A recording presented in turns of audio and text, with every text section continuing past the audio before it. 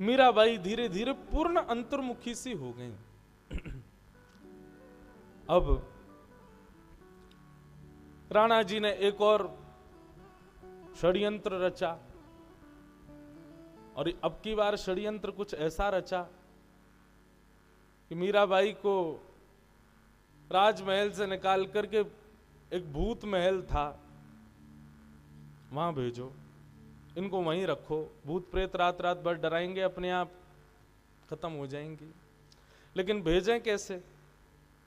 तो मंत्रणा कैसी बनाई? सुंदरता मंत्रणा ऐसी बनाई। मीराबाई एक दिन सब घर की रानी वास में बैठी थी, सब लोग वार्ता कर रहे थे। जो मीराबाई के विपक्षी थे उनमें से किसी ने चर्चा शुरू की, बोले कि अरे हमारे संबंध में एक लड़की है, उसको भूत आ गए हैं, ये भूत कैसे आ जाते हैं? मीराबाई अचानक ही बोल पड़ी, जो लोग भजन नहीं करते, ठाकुर जी का ध्यान नहीं करते, अच्छे काम नहीं करते, भगवत संत सेवा नहीं करते, ये बुरी आत्माएं उनको परेशान करती हैं। आप अपनी उस घर की कन्या को कहो कि खूब भगवत भजन किया करे, कोई भूत भूत कुछ नहीं करेगा। तभी एक बोली, अच्छा मीरा, तो लगता है कि तुम पर भी कभी भूत आक्रमण नहीं करेंगे? मीराबाई बोली, अरे भूत भूत ये सब तो उनके पीछे पड़ते हैं, भजन बिन नर मर गट के भूत। जो भजन नहीं करते उनके पीछे पड़ते हैं, मेरे पीछे क्यों पड़ेंगे? तभी दो चार कुछ मीराबाई की उम्र की जो घर की कुछ रानियां थी वो बैठ गई आकर के मीराबाई के पास, बोली, पता है तुमको हमारे चित्तौड़ में भी एक भूत महल है, हम कभी गई नहीं है, लगता तो बड़ा सुंदर है, लेकिन जाने की बड़ी इच्छा है। मीराबाई तुम चलो ना हमारे साथ, तुमसे तो भूत भागेंगे, हम तुम्हारे संग देख आएंगे अंदर से महल। उनका षड्यंत्र यह था कि महल के भीतर जाएंगी, चाबी राणा जी के पास रहती है, खोल करके भीतर घूमेंगी और घूमते घूमते अचानक से एक द्वार से हम भागाएंगे, मीराबाई को वहीं बंद करके आ जाएंगी। और ऐसा ही हुआ। भीतर गई, महल में सब पीछे पीछे चल रही थी मीराबाई के छुपते हुए। मीराबाई बोली, कोई डरने की बात नहीं है, भीतर ऊपर चलते हैं, वहां जाकर खूब कीर्तन करेंगे, तो यहां भी जितने भी भूत प्रेत आत्मा होंगी सब मुक्त हो जाएंगे।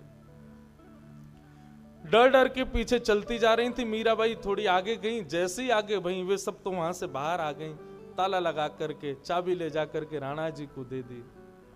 मीराबाई अंदर ही रह गई। 3 दिन तक मीराबाई उसी के भीतर रही।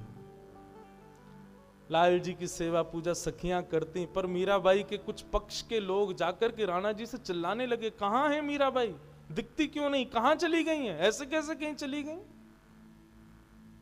सब ने जब बहुत हट किया तब पूरी जांच बैठाई गई। जांच में पता चला कि इन लोगों के साथ मीराबाई वहां भूत महल में गई थी। उन सब ने बात बता दी, बोले हम उनको वहीं बंद करके आ गए हैं। 3 दिन से ना जल मिला है, ना अन्न मिला है, अकेली मीराबाई बैठी है। सब लोग गए दौड़ करके, ताला खोला, भीतर जाकर के अंदर एकांत में जब देखा तो उस भूत महल के भीतर पद्मासन में ध्यान लगाए हुए भक्तिमती मीराबाई एकाग्र रूप से बैठी। जाकर के जब उनके श्वास देखी, उनकी नब्ज देखी, तो अभी जीवित अवस्था है, सब चल रहा है, वे तो ध्यान में बैठी थी। मीराबाई को चेतना आई। चेतना आते ही उनसे पूछने लगी, तुम लोग कहां चली गई थी, मैं तुमको ढूंढ रही थी। किसी ने पूछा, मीरा तुमको भूख नहीं लगी, प्यास नहीं लगी? बोले भूख प्यास अभी अभी तो पाके आई हूं मैं। बोले कब पाया? बोले राजभोग पाया था, अभी संध्या भोग गिरधर लाल को लगा के पाऊंगी। बोले राजभोग तुमने 3 दिन पहले पाया था। मीराबाई बोली 3 दिन हो गए? बोले हाँ, 3 दिन से तुम यहीं बैठी हो, तुम इसी भूत भवन में अकेली थी। मीराबाई बोली मुझे नहीं पता, मैं तो इनको ढूंढ रही थी, जब नहीं मिली तो मैंने सोचा थोड़ी देर लाल जी की चिंतन कर लूं, बैठ गई, बस मुझे क्या पता 3 दिन निकल गए। ऐसी स्थिति मीराबाई के साथ। बंधुओं, अब जब ज्यादा ही राणा जी का प्रताड़ना होने लगी तो मीराबाई ने अब थोड़ा उनका मन खिन्न होने लगा। बंधुओं, आप लोग पूछते होंगे, मन में आता होगा, मेरे मन में भी आया कि मीराबाई पहले ही क्यों नहीं चली गई, अपने मायके चली जाती, वहीं जाके रह लेती। क्यों रह रही थी, क्यों राणा के इतने भावों को स्वीकार कर रही थी? दो कारण बंधु।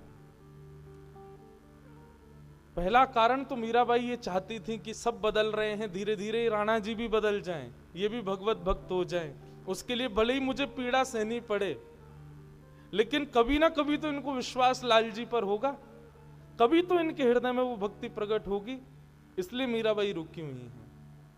और दूसरा कारण, क्योंकि भोजराज को वचन दिया था कि मेवाड़ में भक्ति को प्रकट करना है, संतों का आगमन हो गया है, मंदिर बनने लगे हैं, वैष्णव जन अब मेवाड़ आने लगे हैं, मीराबाई उस अपने कर्तव्य को पूर्ण कर रही हैं कि मुझे भक्ति यहां पर प्रकट करनी है, इसलिए मीराबाई रुकी। परंतु अब मीराबाई को लगने लगा कि जितना मैं चाहती थी संभव हो चुका है, परंतु अब ये बार बार के आ रही पीड़ाएं मुझे अनुभव नहीं होती, लेकिन मेरे तन को तो होती है ना। तब भक्तिमती मीराबाई ने एक ब्राह्मण के द्वारा पत्र लेकर के गोस्वामी तुलसीदास जी के पास भेजा, और पत्र में गोस्वामी जी से पूछा, स्वस्ति श्री तुलसी कुलभूषण दूषण हरण गुसाई, बार ही बार प्रणाम करूं अब हरूं शोक सुखदाई, घर के स्वजन हमारे जेते सबन उपाधि बधाई, साधु संग अरु भजन करत मोहि देत कलेश महाई, बालपन में मीरा कीनी गिरधर लाल मिताई, सो तो अब छूटत नहीं क्यों हूं लगी लगन बलिनाई, मेरे मात पिता सम तुम हो हरि भक्तन सुखदाई, मोको कहाँ उचित करिवो अब सो लुखियो समझाई। मीराबाई ने पत्र लिखा, पत्र में अपने भाव में सब लिख दिया। बाल्यकाल में माता पिता ने इन्हीं को ही मेरा पति बताया, तब से मैं इनको अपना प्रियतम मानती हूँ। अब आप ही बताओ गोस्वामी जी, बालकाल से की गई भक्ति अब कैसे छूट सकती है? मेरे माता पिता सब आप हो, मैं आपसे पूछना चाहती हूँ कि अब मुझे क्या करना चाहिए? या तो मैं अपने कर्तव्य का निर्वहन करके यहीं रहती रहूं, इन लोगों की पीड़ा सहती रहूं, या फिर जो आप आज्ञा करें मैं वो करने को तैयार हूं। एक ब्राह्मण के द्वारा ये पत्र गोस्वामी जी को चित्रकूट भेजा मीराबाई ने। मीराबाई का पत्र लेकर के गोस्वामी जी ने पत्र लिख करके मीराबाई के लिए भेजा। ब्राह्मण ने आकर के पत्र मीराबाई को दिया। आहा, गोस्वामी जी के ये वाक्य पढ़ते ही मीराबाई का रोम रोम प्रफुल्लित हो गया। गोस्वामी जी कहते हैं, जाके प्रिय न राम वैदेही, जाके प्रिय न राम वैदेही, तजिए ताही कोटि वैर सम, यद्यपि परम स्नेही। हे भक्तिमती मीरा, जिसका हृदय राम जी को ना पूछता हो, श्री ठाकुर जी का अनुभव ना करता हो, वंदन ना करता हो, तजिए ताही कोटि वैर सम, यद्यपि परम स्नेही, चाहे वो कितना भी अपना हो उसका त्याग कर दो। बंधुओं, आप अगर पूछें कि महाराज जी भक्ति प्रारंभ कैसे करनी है, तो सबसे पहली जो क्रिया आपको करनी है, जो हरि विमुख, हरि कथा विमुख, हरि जन विमुख हैं, उनसे विमुख आप हो जाओ, उनसे आप अपने नाते तोड़ो। मैं तो अपनी कथा में कहा करता हूं, कथा सुनने के बाद रात्रि में जाओ और जिन जिन लोगों को ठाकुर जी से, ठाकुर जी की कथा से बिल्कुल प्रीति नहीं है, उन सबको ब्लॉक मारो अपने फोन में, नंबर सब जगह से उनको डिलीट करो, निकालो, बोले इनसे संबंध ही नहीं रखना। काय बात के अपने जो ठाकुर जी के नहीं वो हमारे क्यों? गोस्वामी जी ने कहा चाहे कितना भी स्नेही हो, ठाकुर जी का बैरी है तो उससे संबंध नहीं रखना। मानो गोस्वामी जी को लगा कि ये प्रमाण पूछ रही होंगी कि किसी ने ऐसा किया, आप मुझे आज्ञा कर रहे हो, तो गोस्वामी जी अगली पंक्ति लिखते हैं कि तजो पिता प्रहलाद विभीषण, बंधु भरत महतारी, बलि गुरु त्यजो कंत ब्रज बनि तन, भय मद मंगल कारी। प्रहलाद ने पिता का त्याग किया, विभीषण ने भाई का त्याग किया, और भरत जी ने माता कैकेयी का त्याग किया, बलि ने अपने गुरु का त्याग किया, ब्रज वनिता गोपिकाओं ने अपने परिवार का त्याग किया, सबका मंगल हुआ। मीराबाई, जिसने भी भगवत विमुख लोगों का त्याग किया उसका मंगल ही हुआ है, आप भी करो। ना तो नेह राम सो मनियत, सुहृद सुसेव्य जहां लो, अंजन कहाँ आँख जेहि, फूटे बहु तक काह काह लो। तुलसी सो सब भांति परम हित, पूज्य प्राण ते प्यारो, जासो बड़े स्नेह राम पद, ऐसो मतो हमारो। आहा, ये अंतिम पंक्ति गोस्वामी जी कहते हैं जिससे राम जी और प्रिय लगे वो करना चाहिए, ऐसी हमारी मति है। दूषित लोगों का त्याग करो मीराबाई। गोस्वामी जी का पत्र पढ़ते ही मीराबाई के नेत्रों से अविरल अश्रुधार गिरने लगे, और मीराबाई ने विचार कर लिया कि अब यहां नहीं रहना। भोजराज के साथ विवाह करके जिस चित्तौड़ में मीराबाई पधारी, भक्ति का सागर लेकर के, आज मीराबाई उसी चित्तौड़ को त्याग करके अब जा रही हैं।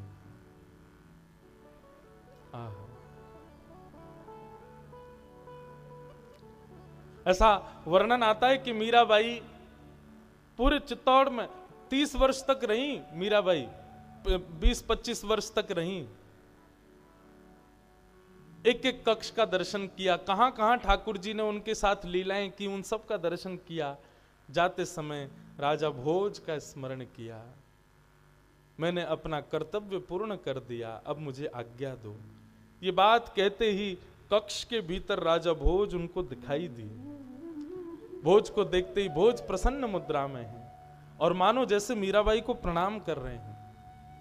मीराबाई चित्तौड़ से निकलने लगी, पूरा चित्तौड़ रो रहा है, सब मेवाड़ के लोग रो रहे हैं, रुदन कर रहे हैं, मानो जैसे सूर्य अस्त हो रहा है सदा सर्वदा के लिए, ऐसी पीड़ा सबके हृदय में हो रही है।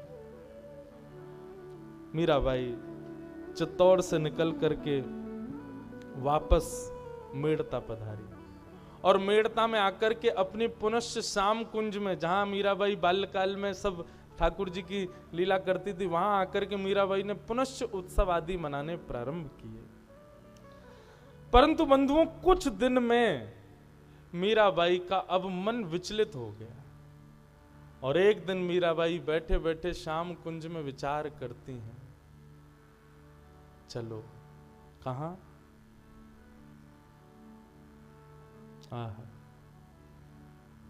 चला वाही देश, कहो तो जहां श्याम सुंदर विराजते हैं वहां।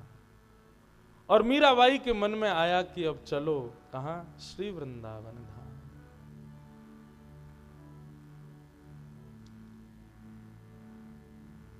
चलो रे मन श्री वृंदावन धाम, चलो रे मन श्री वृंदावन धाम, चलो रे मन श्री वृंदावन धाम, श्री वृंदावन धाम, चलो रे मन श्री वृंदावन धाम, चलो रे मन श्री वृंदावन धाम। चलो रे मन श्री वृंदावन धाम। चलो रे मन श्री वृंदावन। मीराबाई बंधुओं, आज जैसे ही चित्त में आया कि चलो वृंदावन धाम, तो मीराबाई बहुत रोई। सखियों ने आकर के पूछा, आप रो क्यों रही हैं? मीराबाई बोली, मैं इसलिए रो रही हूं, इतने दिन से मेरे मन में क्यों नहीं आया कि मैं वृंदावन चलूं। इतनी पीड़ा विपत्तियां मैं सहती रही, कितनी बार मन में आया कि मेड़ता आ जाऊं, लेकिन मुझे इस बात की ग्लानि हो रही है, कभी मेरे चित्त में यह भाव प्रकट क्यों नहीं हुआ कि मैं वृंदावन चलूं। तभी एक संत मीराबाई, अच्छा मीराबाई अब जहां जाती है संत वैष्णवों की टोली संग चलती है। तभी एक संत बोले, हम बताएं क्यों नहीं आई? बोले क्यों? बोले इतने दिन से ठाकुर जी तुमको याद कर रहे थे, लेकिन मीराबाई अब तुमको श्री जी ने याद किया है, अब तुमको वृंदावनेश्वरी श्री राधा रानी याद कर रही हैं। और जैसे ही सुना वृंदावनेश्वरी हमारी किशोरी जी याद कर रही है, मीराबाई नाचने लगी। श्री वृंदावन धाम चलो रे मन श्री वृंदावन धाम। चलो रे मन श्री वृंदावन धाम। वृंदावन में यमुना किनारा, वृंदावन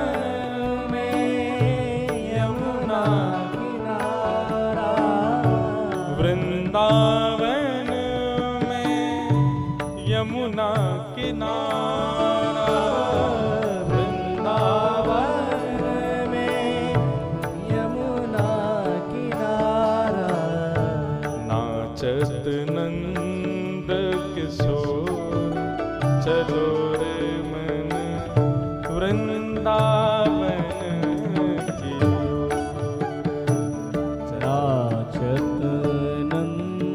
किशोर चलो रे मन वृंदावन। और मीराबाई अब पहले तो चित्तौड़ छोड़ के आई हैं, और अब मेड़ता से भी समस्त वैष्णव भक्त वृंद जो मीराबाई के संग रहते हैं, सबके संग अपने लाल जी को गोद में लिए निकल पड़ी वृंदावन की ओर। लागे वृंदावन नीको आली वृंदावन नीको, लागे वृंदावन नीको आली माने, लागे वृंदावन नीको, लागे वृंदावन नीको आली माने, लागे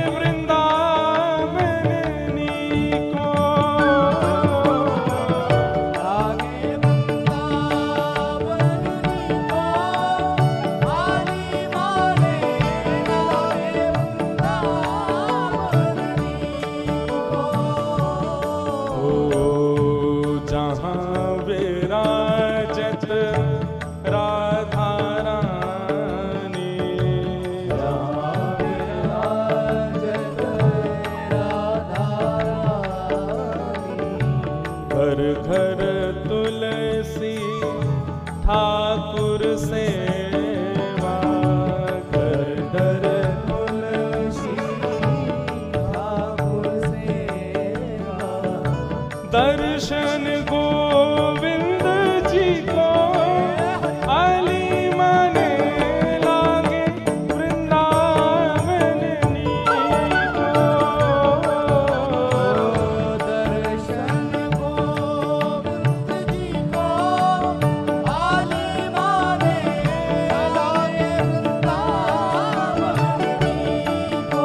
ऐसे नहीं करताल बजा के गाओ, लागे वृंदावन नीको।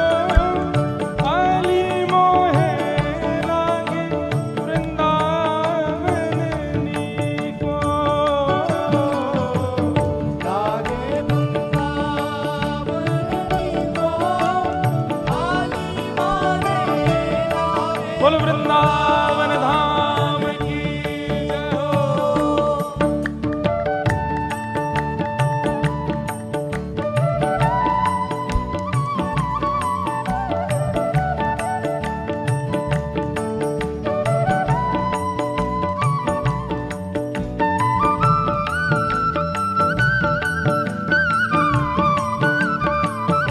बोल वृंदावन बिहारी लाल की।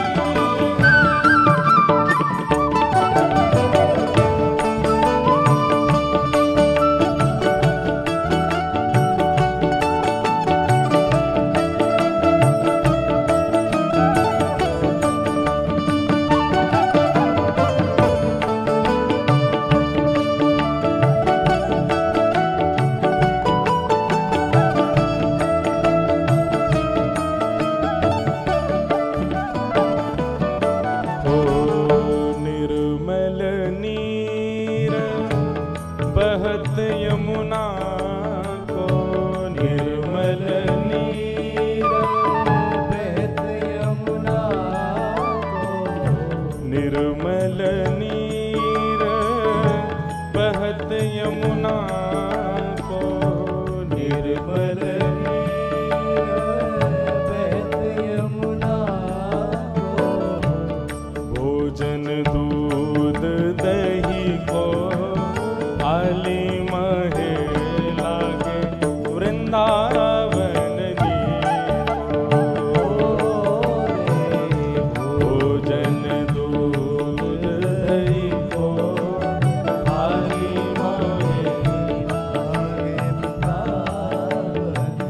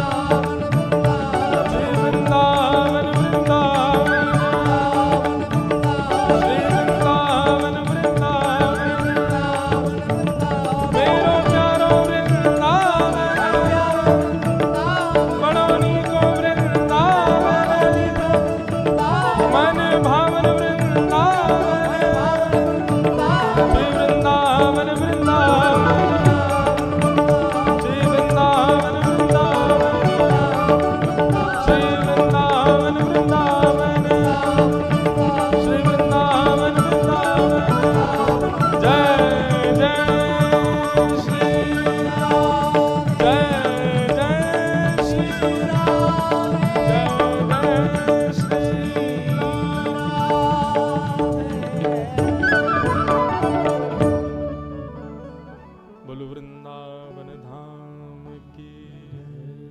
वृंदावन की चेतना आते ही, वृंदावन की चित्त में स्थिति आते ही मीराबाई प्रसन्न हो गई। और साधु ने कह दिया कि अब तक तो श्याम सुंदर तुमको स्मरण कर रहे थे, परंतु अब वृंदावन की स्मृति हो रही है तो निश्चित श्री जी तुमको याद कर रही है मीराबाई, चलो वृंदावन। मीराबाई, बंधुओं, वृंदावन मीराबाई जैसे जाती है ना, वो प्रसंग पढ़ के ना जाने कितनी बार नेत्रों में आंसू आए। चलते चलते मीराबाई रुक जाती हैं, वहीं पर ही गिर जाती हैं। इतना विरह, आनंद भी हो रहा है और विरह भी हो रहा है।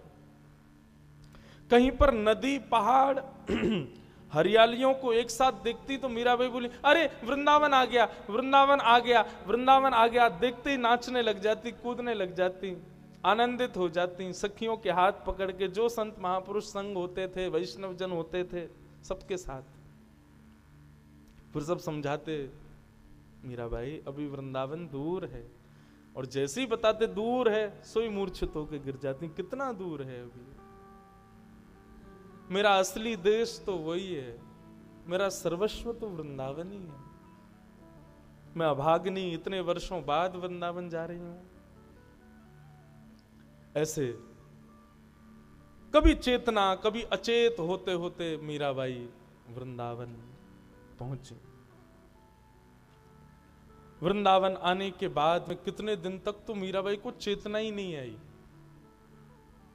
उसके बाद जैसे तैसे थोड़ा चैतन्य हुई, तब वृंदावन को प्रणाम किया। संग में आए हुए कुछ सेवक भी थे। मीराबाई ने खूब मना किया उनको कि भाई आप लोग अपने अपने घर में रहो, पर वे लोग बोले कि हमारा तो सर्वस्व आप ही हो, आपने हमारे भीतर भक्ति जगा दी, अब उसको हम नष्ट कैसे करें, अब आप ही हमारा सर्वस्व हो। आप गिरधर लाल को देखते हो, हम आपको देखते हैं, आप में ही हमको गिरधारी दिखते हैं। तो मीराबाई के साथ कुछ 2-3 सेविकाएं रहती हैं। वृंदावन भ्रमण करती हैं तो सबको तो वृंदावन के गली, मोहल्ले, मंदिर आदि दिखते हैं, लेकिन मीराबाई जब वृंदावन में घूमती है तो उनको हर स्थान पर, पहली बार वृंदावन गई हैं, लेकिन सखियों के हाथ पकड़ कर, ये ना ये भांडीर वन है, यहाँ पर ठाकुर जी ने ये लीला की थी, ये चीर घाट है, यहाँ गोपियों के चीर लेके ठाकुर जी चढ़ गए थे। थोड़ी आगे जाकर के वहां दिखाती, बोली ये काली दय, यहाँ पर कालिया नाग के ऊपर ठाकुर जी ने नृत्य किया था। सखियां बोली, भाई जी, भाई साहब, आप तो पहली बार आई हो वृंदावन, आपको कैसे पता कहाँ क्या कैसी लीला हुई? बोले मुझे दिख रही है लीला। मीराबाई जहां दृष्टि डालती वहां वो लीला दर्शन होता था उनको। ऐसी स्थिति। बंधुओं, पर मीराबाई का एक नियम था, वृंदावन में जब वो आई तो वृंदावन में अधिकतर वैष्णवों के दर्शन और संतों के दर्शन में रुचि रखती थी। कितने संत, कितने वैष्णव वृंदावन में हैं, सबकी खोजबीन करवाती और फिर एक एक करके सबके पास जाती और सबके पास जाकर के सत्संग लाभ